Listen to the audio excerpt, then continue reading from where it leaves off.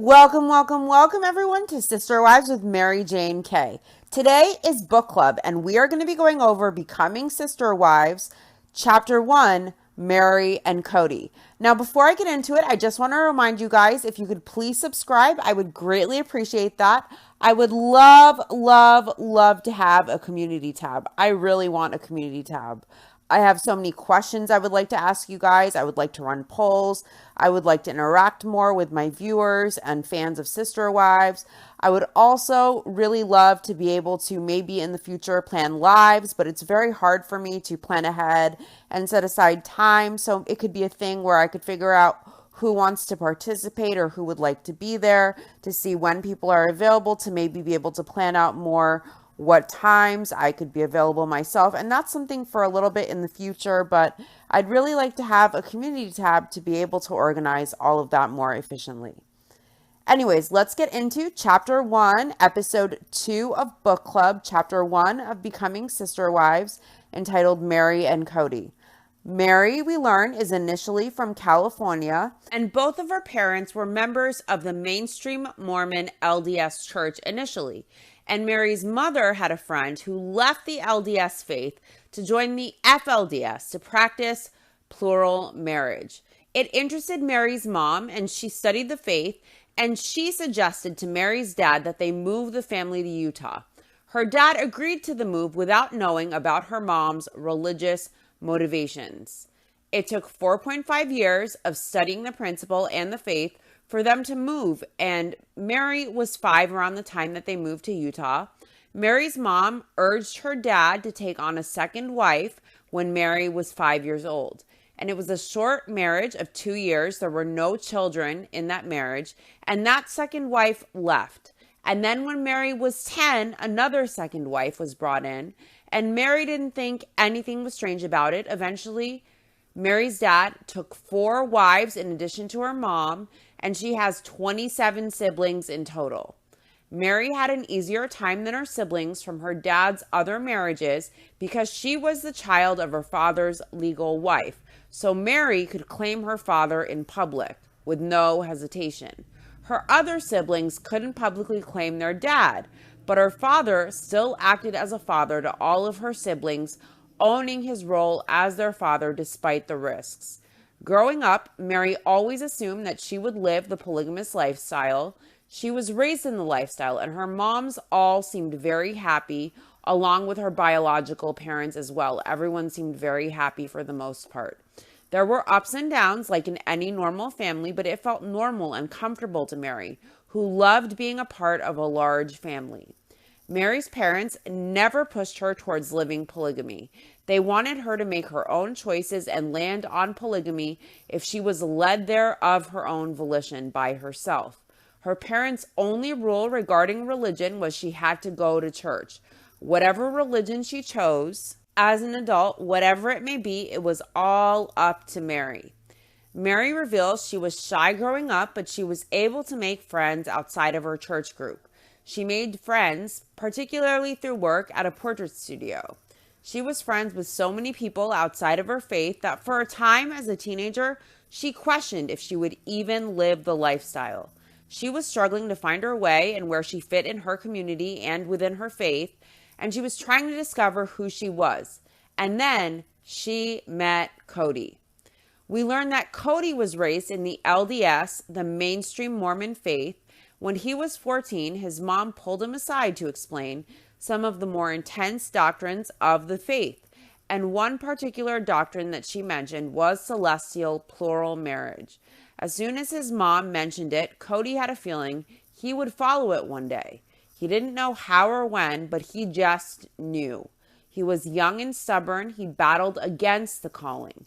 In the LDS faith he was raised in, they don't allow plural marriage and they don't follow plural marriage. And plural marriage is one of the things that separates the Mormon fundamentalist faith, the FLDS, from the LDS faith, the mainstream Mormon faith. At 19, Kody went on his LDS mission, and when he was away, he thought about plural marriage, and it called to him, it spoke to him, and he didn't know what to do with the summons. While away on his mission, he got a letter from his mom telling him that his parents were now excommunicated from the Mormon church and they had joined a fundamentalist Mormon faith. He says he thought it was interesting considering plural marriage was on his mind, but he was too stubborn to see it as a sign that he should follow in the footsteps of his parents. He was heartbroken by his parents' excommunication from the Mormon church, and he was concerned about their spiritual well-being as well. But God gave Kody peace, and he finished his 2-year mission.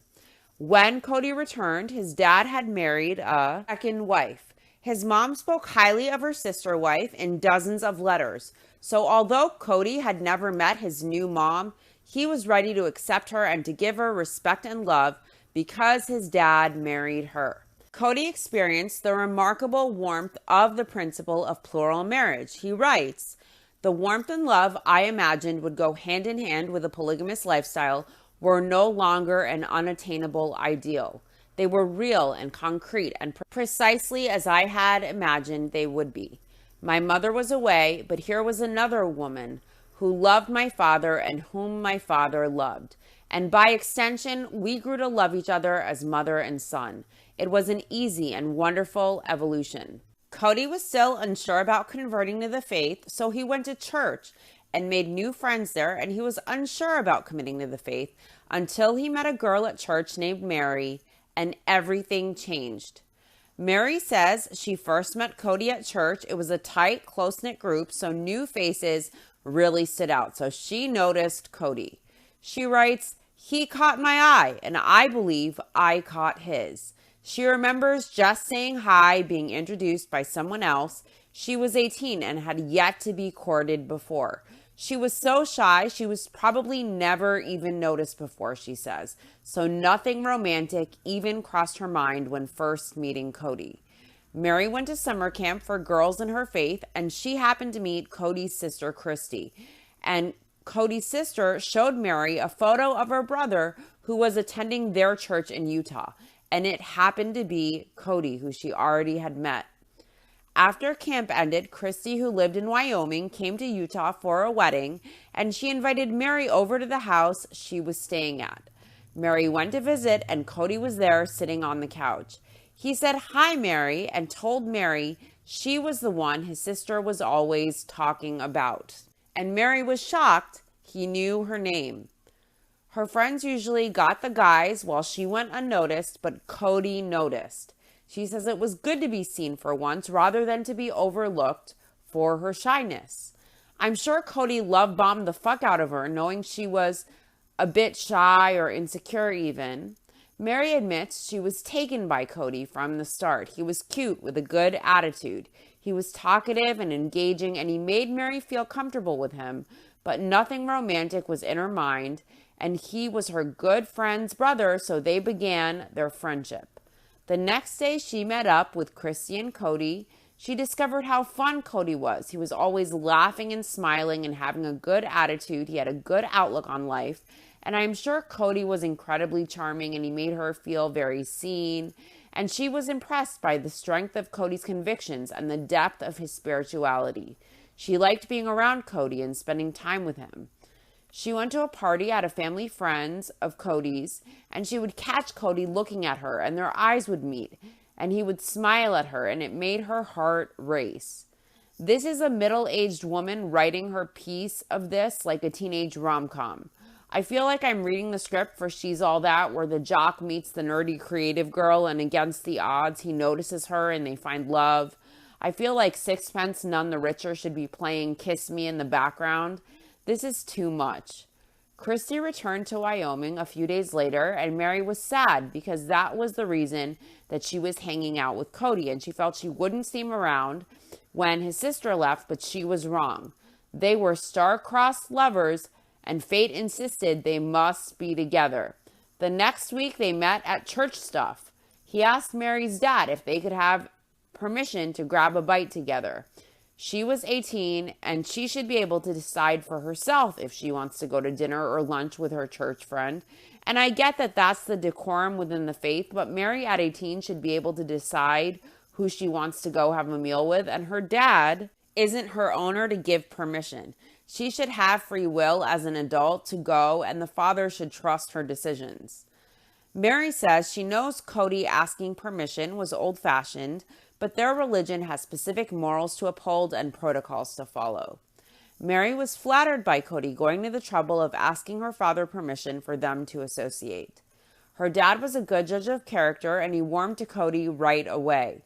Kody spent more and more time associating with people from their church, and Meri likes to think it's because of his interest in her and in the faith as well. Kody was the guy everyone wanted to know and be around. He was enthusiastic and loud, and he stuck out in a crowd. He was a showboat who liked all eyes on him, even as a young man. What a shock! Wow! People would ask Meri if she was Kody's sister when she was seen out with him. She had been in the church since she was 5, and she was so shy that people didn't notice her. So when she started hanging out with Kody, then the church people started finally noticing her.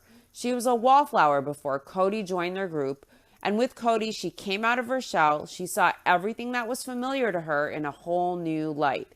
She was participating rather than just standing on the sidelines. She was spending more time with Kody and hoping it would become more than just a friendship. But Kody broke her heart. They had known each other a few weeks, and Meri could not deny she was falling in love. Kody came over, and he was waiting for Meri's mom to get home. He loved hanging out with her mom, and he wanted to spend more time with her mom, and that pleased Meri and gave her hope that things were getting serious. But that hope was very short-lived. Meri expected that Kody would make some declaration of love to her, or that he'd at least hint at his feelings for her, but instead, he announced to Meri that he can't get into a relationship with girls right now. He likes their friendship, and he told her they should just be friends. Meri was devastated by this, of course. Kody says he's a hopeless romantic, and he becomes easily infatuated. Growing up, he faced little heartbreaks, and he was careless with dating. He would dive into a relationship before considering his true feelings. He'd find himself holding a girl's hand and ask, "Why am I holding her hand? I don't really like her." He decided while on his mission he would not kiss a girl until he knew he was in love. His mom had warned Kody, knowing how easily infatuated he was, that the next time he was infatuated with someone, he should try being just friends first. He was done chasing girls and dating carelessly. He wanted to be friends and be patient with the next girl that he was into. Meri was his experiment with being friends, he says. Now, here I have some commentary. Kody wondered why he would dive into a relationship without considering his feelings, or why he held hands with a girl he didn't even really like. I would say because of his ego. Kody doesn't care about the other person or how invested they are in him or how they feel, provided his ego is being fed, and he is the center of the other person's attention and their focus. Kody will go with it gladly. He will hold their hand, pretend he feels the same even when he doesn't, because it meets the demands of feeding his ego and being the center of attention. Kody thrives on attention. He doesn't actually love the person back, but he goes through the motions. He will hold the girl's hand he doesn't like because he knows in exchange he gets the attention and his ego gets fed. Everything was always about Kody. So why he didn't care about not liking a person is because it doesn't matter to Kody. What primarily matters is his ego being fed and all of the attention on him, whether he likes the other person or not. Why did he hold the girl's hand that he didn't like? He may not have been conscious of it intentionally back then, but even as a young man of 18, he did it as a manipulation. Because if Kody feigns interest back, he knows that he gets all of the attention focused on him. That's why he held her hand knowing, I don't like her. So it shows Kody was always Kody, even back then. I found that to be interesting. Also that he tries to make polygamy feel like fate and a calling, and how Meri makes it seem like fate that brought she and Kody together when he just happened to be in her church group and it's a smaller community and a faith camp where it's not a huge faith. So it's not a huge coincidence that she met Kody's sister at camp. On the show, we've heard that he met Meri at church. I also heard that Meri's sister introduced them at church, but apparently they met first at church and then again through his sister. But when they first met, she wasn't the one who introduced them. It doesn't matter hugely. There are bigger contradictions as we go through the book, but I distinctly remember Kody saying that his sister introduced them and through church.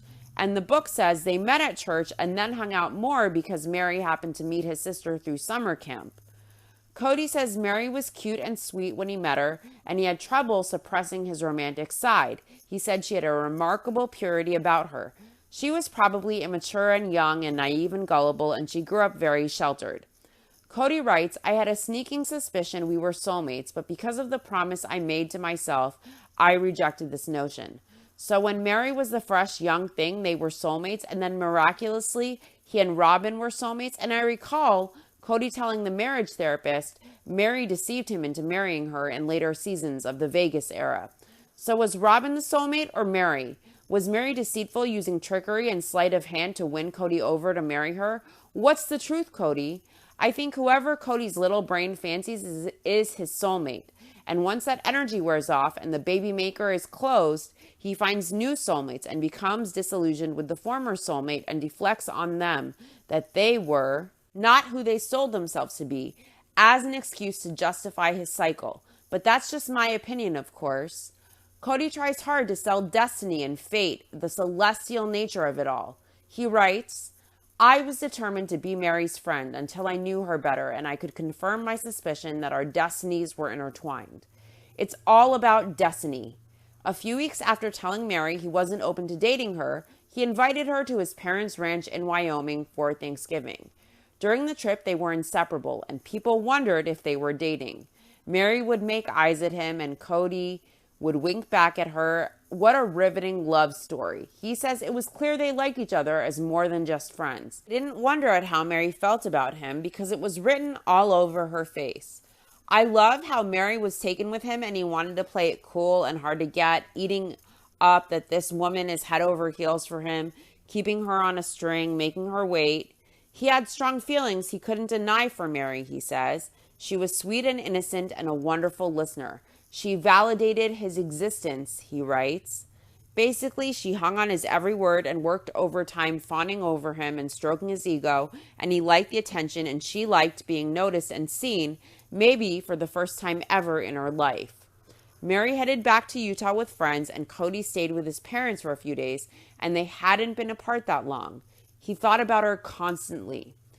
I thought he wanted to be careful of infatuation. This sounds like two teenagers who are infatuated and are now going to take on this faith and lifestyle and love, and rather than just dating and living together, they're going to marry so that they can have sex without sinning, and they're automatically going to take up this lifestyle without knowing who they are individually, how life is, how the world is, who they are together as a couple, but they're going to get married when if they just lived together and had sex and had a typical relationship without the constraints of marriage and the lifestyle, they may have actually been together a year or two and then grown apart and moved on. When you're young and you have relationships and there's heartbreak, but you learn from that heartbreak. You learn about yourself, you learn about life, you learn about love, you learn about relationships, and you grow as a result of that heartbreak. And it really helps one develop and mature.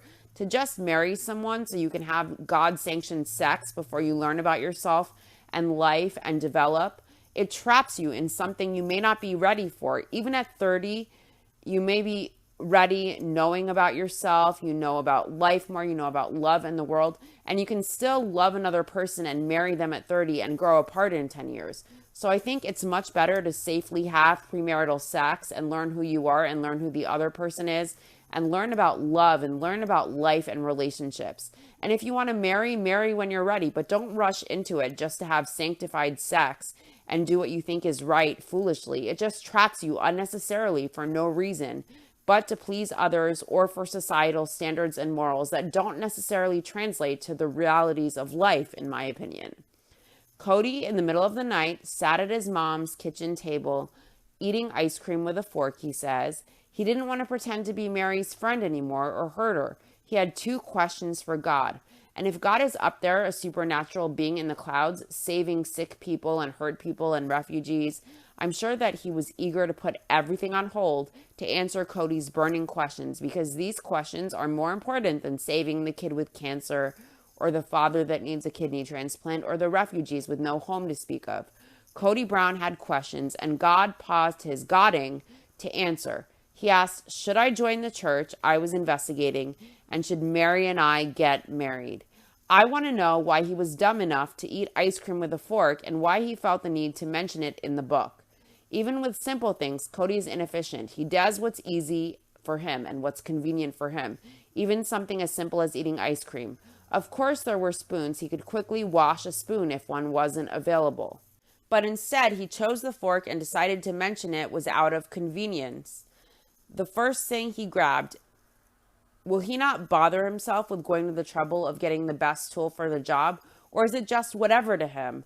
I think the idea of what's convenient, what's most convenient to Kody, whether it's right or not, or the best fit or not, convenience is key to Kody. And if something becomes inconvenient, he won't go to the trouble of adjusting to it. He will just do what's easiest for him, like eating ice cream with a fork. That's Kody's whole approach to life and relationships as well.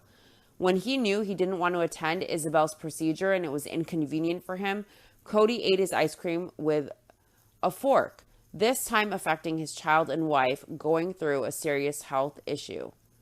He did what no husband and father would do to a child in pain during a pandemic needing serious life-threatening surgery with devastating consequences should anything go wrong.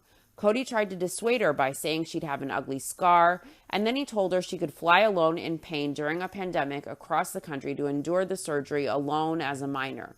It wasn't about what was best and right for his daughter and wife, even if it has to inconvenience Kody. It was about what's convenient for him, and Kody isn't going to wash a spoon. It's too inconvenient. He will just do what's convenient and grab a fork because it does the trick, even inefficiently. And his daughter going alone or his wife attending with her alone wasn't morally right as a father or as a husband. But to Kody, it did the trick, provided he doesn't have to be there. I understand that minor example of eating ice cream with a fork and him not attending Isabel's surgery are two very different things. But I think it shows a lot about Kody's personality and his unwillingness to make an effort and do what's right in order to satisfy what is most convenient for him. He speaks of the high morals and ethics in his faith, but he would sooner satisfy his own wants and conveniences than sacrifice effort and sacrifice of himself and the inconveniences of making that sacrifice rather than doing the inconvenient, right, moral, and ethical thing. Isabel and her mom had to attend alone, and Kody used the pandemic as a BS excuse to not attend, leaving a wife and child alone to cope with major surgery, flying across the country during a pandemic. Is that the higher morals and standards Kody and Robin assert come with their faith? Is doing what is convenient, even if it affects others who count on you, and abandoning them, representative of the high morals and ethics Kody discussed on the show and in the book that are inherent with this faith? Kody goes on to say he didn't want to convert to the faith out of his love for Meri. He wanted to convert based on spiritual conviction, but he knew he must convert in order to marry her. He decided to fast and pray until he felt a deep conviction one way or another. He fasted for 2 days with no food or water, and then he drove back to Utah where Meri's parents had invited him to stay in their guest room. It seems he hadn't eaten or had any water since Meri left Wyoming, yet he felt great. He probably believes it's a sign from God. Many prophets and heroic leaders of their people fast, and it's emblematic with strength and suffering and sacrifice and courage. Kody made the choice to fast to get answers, and he thinks he felt great after not eating for 2 days since Meri left. Is this delusional thinking? Is this the thought that he is so pious that he will push his body to the limits unnecessarily in a quest for answers from something outside himself, a supernatural being in the sky? And that withholding food and putting your body in duress brings that connection and mental clarity to receive those answers? I don't buy that. I wonder if he occasionally gets his tinfoil hat to connect with the aliens during a full moon. He writes, I was shocked by how great I felt. I was strong and energetic, as if I were being sustained by a greater power throughout my fast. I felt as if this remarkable strength that persisted without food or water was part of my answer. This is totally delusional thinking. Kody kind of reminds me of a Jim Jones type with delusional thinking, delusions of grandeur, doing prophetic biblical things like fasting and feeling God will give him the strength and the answers, that he is special enough to be that favored by a supernatural entity in the clouds. I could see Kody leading his own church and believing God has led him to do this. He has the ability to showboat and be a chameleon and turn on the charm and charisma. And he has the delusional thinking to believe when he decides to forego food that God gives him strength to endure and reward him with answers. He wants to be the figurehead of his people, the leader, the hero, advocate, and I believe he wants to paint himself in a heroic light. What an ego. Kody got to his guest's bedroom and he was overwhelmed with peace when he got there. That day, he told Meri's dad he had joined the faith. He was committed to it, a faith where people of color are not allowed to hold priesthood positions, a religion that excludes based on appearance. Was that the faith that Kody got peace from? Apparently it was, and so Meri's dad made arrangements and he was baptized the next weekend. He asked Meri's dad to grant him permission to court Meri, and he agreed. After the baptism, he and Meri went to meet friends. He felt secure in his decision to join the faith, and he knew he wanted to marry Meri, and he knew she would say yes.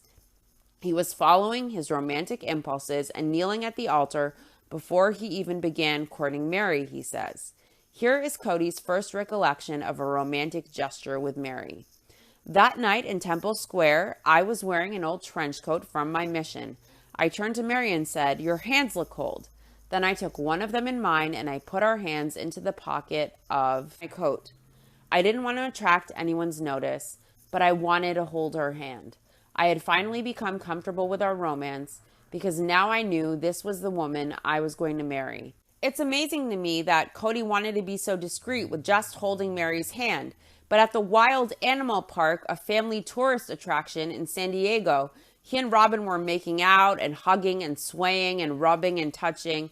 They were even making out on every street corner of San Diego with no discretion, full displays of PDA. But with Meri, he wanted discretion, just holding her hand. During Christine's birth of Truly, Kody had no problem kissing his fiancée and then going back for seconds on camera as she was waiting alone at the hospital after her water had broken. But with Meri holding hands, he wanted to be discreet. In my opinion, Kody was infatuated with Meri. Meri felt she was in love with him. She had never been seen or noticed before by anyone, let alone a guy she thought was cute. And he brought her out of her shell. She got to hang out with the coolest guy at the church, ice cream social, and then the hormones were going and they knew they couldn't just be like other young people in love and experiment and date. So they had to get married to have sex. And I think despite Kody's prophetic fast and calling from God to join the faith, this was young love, a crush, an infatuation, and hormones making them want to hook up. And the only way that was allowed was for them to get married and then go there. So they did. But these two were like 18 and 19 and they didn't even know themselves, let alone each other or life or relationships. They got married based on social and religious constructs that forced them, if they wanted to further explore their natural human instincts, rather than date or live together or explore that safely and responsibly. Kody made a life commitment to a religion and a lifestyle and a marriage, and Meri did the same, assuming that lust and infatuation was love. But that's just my take. Meri says even though Kody told her he wanted to be just friends and he didn't want to date anyone, she still held out hope. So she was thrilled when Kody asked her dad to court her. She says she and Kody had a wonderful courtship and they had developed a friendship that allowed them to develop a sweet romantic relationship based on that friendship and mutual respect because they knew each other so well. Kody told the marriage counselor Meri deceived him into marrying her in later seasons. So do you tell someone you respect that they deceived you into marrying them? Twist the knife and get off on the cruelty of reminding them of why a mistake they made that you contributed to by being a poor husband is why you can never be with them, even though they are desperate to be with you and you string them along? Kody gets off on being cruel to Meri every chance he gets because it hurt his ego, the whole emotional affair, the cheating, the catfishing thing. And it was wrong how she went about seeking a relationship so carelessly. But throwing it in her face every chance he gets when he contributed to it and getting enjoyment out of rubbing her nose in it isn't a sign of deep mutual respect. Anyways, they spent Christmas together at the ranch in Wyoming and they had been courting a month. They couldn't hide the depth of their feelings for each other, and everyone around them knew that the two of them were in love. Kody's family was nagging them, asking Meri repeatedly when they would get married. And Meri let everyone know Kody hadn't even asked her yet. All of this pressure from the families that they marry immediately so they can bang without sinning is worse than them responsibly dating and living together and having responsible sex and exploring themselves and life and their relationship the way normal people would without that commitment. This pressure to marry at that age for religious and societal constructs under the guise of morality is more immoral in my view than just responsibly having sex in a relationship and cohabitating, and then making a lifelong commitment after a period of time if it is right. That night, Kody suggested that maybe he and Meri ought to get married if she wanted to. I almost feel bad that two people who are still kids at 18 or 19 don't yet know themselves. They don't know the realities of life or how the world works, let alone about anything about love or relationships. And they're feeling pressure to marry because of the people around them and the faith telling them they must now make a lifelong commitment. And they don't fully understand just so they can have sex. And they believe that lust and infatuation is love to build a life on and a family on and to build a polygamous family structure on. And grown adults who know better are signing off on it and encouraging them because they too have drunk the Kool-Aid. Meri says it was an awkward moment when Kody asked her, and it wasn't the romantic proposal she dreamed of, but she also had something else holding her back. Meri wanted to take time to get answers from God to see if this was right for her. She wanted to check her feelings and validate them with God, she says.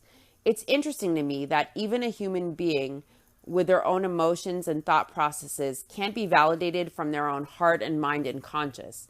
It takes an outside source, a supernatural being in the sky, to give reassurance and validation and approval to proceed. That is delusional thinking and also ego thinking, that you are so important that that omnipotent being in the clouds exists and that he, or most likely she, has time to sit and look at every person's inner thoughts to validate them. Give me a break. That's totally delusional, and it removes one's own agency and ability and accountability to make choices, and it puts the onus of every choice and decision on something outside of yourself. No wonder why most people who claim to be religious always deflect, because I feel it's ingrained in them that every thought or choice or decision must be validated by God and the signs and the answers and energy in the sky that will project to you. It's so delusional, in my opinion. If that's the case and God is up there literally doing this for every human on earth, I think God has a permanent migraine, and God probably wishes people would have more faith in themselves and develop their own skills in discernment and judgment rather than expecting answers from him or her. I feel like that's using God, like a student can just go to the back of the textbook and get the homework answers to avoid taking the responsibility and accountability and making the effort to do the hard work and the homework themselves. It's not on God to validate you. It's on you to do the hard work of life and falter and get back up and grow and learn and put in the effort to find the answers yourself. God is not a crutch. And if God exists, I doubt he or she wants to be used so literally to that extent in that way. Kody officially proposed on Christmas Eve. He was shy and embarrassed and nervous. He wasn't his usual showboating, confident self when he asked Meri. He just handed her the closed jewelry box without opening it or taking the ring out, as if he was delivering a package. She thought it was sweet how nervous and unpracticed Kody was. She let him know he did it all wrong. He was supposed to take the ring out of the box and propose, presenting the ring to her rather than just handing her the closed box. She was thrilled. She was completely in love with Kody, and she felt she was his soulmate, and they were destined for each other. Oh, Meri, I bet Kody tells that to all the women he courts. That they're soulmates, that they're destined, it's destiny that they should be together, just like he did with Robin. Kody asked Meri to marry him before asking her father's permission. So the next day, Kody called Meri's dad, who blessed it. Meri isn't her father's property for her father to decide who she can hang out with or have dinner with or date or get to know or marry. That should be up to Meri and Meri alone. She is a human being with her own agency. She isn't her father's property or Kody's property. And I understand that there is a religious or cultural aspect, and I do think it is respectful of the fiance to ask the partner's father or parents for approval as a courtesy, but to ask to hang out and then to court and then to date and to marry as if it's up to him and not solely up to the person involved is kind of objectifying, as if a woman can't be in charge of her own choices and decisions. And I don't like that vibe, even though I do understand it is a part of the etiquette and decorum of the culture and the faith. And yes, if a woman or someone you're going to marry has a good relationship with her parents, it is probably the respectful thing to do to ask for their hand, as a courtesy. But I just think it's too much like this person is an object. You have to ask to get to know them. You have to ask to date them. Then you have to ask to court them. Then you have to ask to marry them. I feel like it's not so much up to the woman herself. It's up to the father. And I don't like that. Kody says he loved Meri. He was certain, but he was worried because in all of his past infatuations, he could test the possibility of a chemical connection through a kiss. If lust or sexual attraction or this chemical connection Kody refers to is there, which is really physical desire. With or without kissing the person, in my opinion, if that is there. It's there. You feel it. It's very tangible. But Kody was worried maybe for him it wasn't there naturally. Kody writes regarding kissing Meri. I hadn't done this with Meri, however, simply because it was not appropriate by the standards of my new faith, and because I was waiting for the appropriate time. When we started our courtship, I promised myself I wouldn't kiss her until we were engaged. This strict abstinence made our relationship and our commitment to each other more powerful and meaningful. This was no simple infatuation.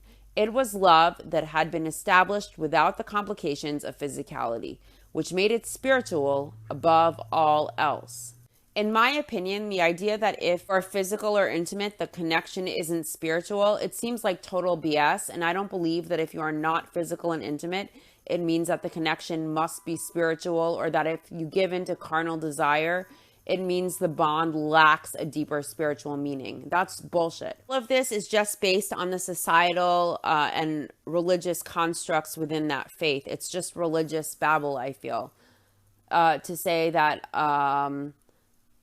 love that you don't act on physically would make it more holy or spiritual. And if you act on it physically, it's less holy or less spiritual. And I don't think it's appropriate for Kody or anyone to gauge or judge that, in my opinion. It's very weird how scary and negative and bad sex or any type of intimacy or physicality is if it isn't done according to their constructs. But it is completely acceptable to sleep with 4 different women on rotation according to the faith. But sex before marriage or kissing before engagement or whatever means apparently that it's not a deep, good spiritual connection. It's bad and immoral and wrong. But having sex with 4 women at once on rotation is totally spiritually fine and good because it was after the spiritual marriage, even though the lifestyle makes the women suffer and some of the men as well. This is such BS, in my opinion. The head of the church approved Meri and Kody to get married. Otherwise, I'm guessing if he disapproved, they couldn't go on, I guess. They went to a church dance and Meri wore a peach dress that Kody says accentuated her curves that he tried not to notice before their engagement. At this point, he says he didn't need proof that he was attracted to Meri. I think most men would know right away if they were attracted or not upon seeing a person, even before kissing, even before the engagement. It seems to me that Kody worried about it a great deal since he hadn't kissed Meri before, so he couldn't be sure, he says. And then he allowed himself to notice her curves after the engagement only, and he no longer at that point needed any proof. Most 18 or 19-year-old men and women with all the hormones going would be fully sold signing on the dotted line. They would know that they were attracted before even going to anything physical. But Kody doubted it and seemed to need proof along the way. He seemed worried about if he'd feel chemistry kissing Meri. But after the engagement, suddenly he was looking for proof along the way. And at the point of engagement, he no longer needed any more proof and he allowed himself to notice her. It seems to me this attraction wasn't on 100% automatically naturally there. And it wasn't an organic, natural, instinctive thing for him. It seems to me that he had to convince himself and he needed proof for a time until it was all but done. And then he allowed himself to be convinced, almost as if it was reluctantly. And he's still worried about if there would be chemistry if they kissed. I detect hesitation, like he wasn't all in and fully sure about this. Even then, when most 18 or 19-year-olds his age would know that if they were or were not attracted, there wouldn't be a doubt one way or another at all. The night of the dance, Kody took Meri home and he kissed her, and he says it was a sweet kiss that felt natural and right. It should feel like a jolt of electricity and intense energy to kiss a person you love, especially for the first time, that you're all the way into. It shouldn't just feel natural and sweet and right. He says when he saw Robin, he felt a jolt of energy, as I recall. Here he is kissing his soon-to-be wife for the first time, and he describes it as sweet, natural, and right. Kody says the kiss proved he made the right choice in asking Meri to marry him, and he says the chemistry was undeniable based on that sweet, natural, right kiss. Wow, the chemistry sounds unbelievable. They decided to marry on April 21st, so they would have a 4-month-long courtship. He says this courtship of nearly 4 months was a luxury, and they were in a monogamous relationship, so he understands that after his subsequent marriages, that since it was a monogamous engagement, there were no complications of another wife's feelings and emotions, and they were able to date as much as they liked to get to know each other. Kody describes his relationship with Meri as a typical love story, the kind you see in movies and on TV. She would smile from across a room, and I would wink back at her, he writes. We must have aggravated our friends and families with how much in love we were. While we were outwardly infatuated with each other, deep down we were becoming the soulmates I suspected we would be from the moment we met. They were soulmates from the moment that they met, but he was also soulmates with Robin, and he told the marriage counselor in the Vegas era, Meri had deceived him into marrying her. Kody and Robin also are soulmates, and they proclaim it during their courtship too. Is it soulmates or infatuation and love bombing that makes it feel as though they are soulmates? Kody seems so delusional that every ego feast in every relationship and all that chemistry of lust and infatuation must feel like a deep soulmates type of love to him. Meri was his soulmate. He now won't touch her with a 10-foot pole. What will become of soulmate Robin if Kody's ego and little brain decides he needs more kids and a hot young thing? Will she still be his soulmate, or will she be relegated to basement wife as Kody fosters a new, deep, unyielding soulmate love with his new soulmate if he takes on a 5th wife? What a bitter pill that will be to swallow for Robin. Back to Kody and Meri. They married on April 21st, 1990. Meri says they spent their wedding night in their new home, and it felt more special to be intimate for the first time in their new home rather than at a hotel room. But on the show, during an episode in season 8, I believe season 8, episode 2, titled A Family Meltdown, they stayed at a hotel where Meri says she spent their honeymoon or their first night together, something to that effect.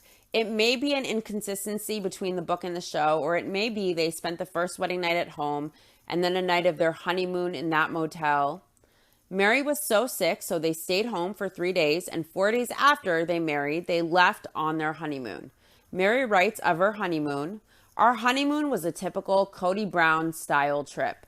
Everything was spontaneous and unplanned. We were just so excited to be married and to be traveling with only each other for company. The next day, we made it to Jackson Hole, Wyoming, our official honeymoon destination. We spent a memorable few days there sightseeing around the quaint little tourist town and exploring our new relationship.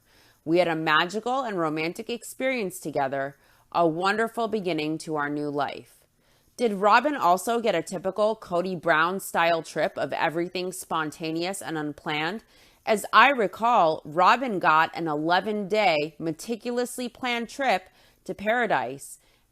Everything was planned meticulously, including crossing items off of her bucket list, a rental convertible, surf lessons, private tours at the wild animal park. Everything was painstakingly organized and planned for 11 uninterrupted days. A typical Kody Brown style trip, unplanned and spontaneous, was a great honeymoon for 3 wives, but not Robin. Robin got effort for her honeymoon and planning and crossing off bucket lists and investments of presence and time and money and effort from Kody. Why did one wife deserve more than the others? Kody called Meri his soulmate too. Why didn't she get the soulmate level treatment and investment as well on her honeymoon? Meri was 19 and Kody just 22 when they married, and before they had kids and wives in the picture, they were able to live a very carefree life. They both knew that there would be other wives, and they discussed taking a second wife, even early on in their marriage. They would talk about when and where they might meet another potential wife and how it might happen very early on. And whenever they would meet a woman, they would discuss if she were possibly a potential fit for the family. But they were falling more in love each day. When you are falling in love deeply, you are not meeting women wondering if they might be a good fit to add on to the family. That goes against human nature and human instinct and a woman's instincts and emotions. So I doubt that so early on, still in the honeymoon phase, Meri was very enthusiastic and excited to push it at all. I find that very hard to believe. Anyways, that does it for chapter 1 of Becoming Sister Wives in this episode of Book Club. I will see you Friday for the next commentary of Sister Wives season 2, episode 3, titled The Price of Polygamy. It should be a good one, and I'll see you next week for episode 3 of Becoming Sister Wives Book Club with my commentary on chapter 2 of Becoming Sister Wives titled Janelle and Kody.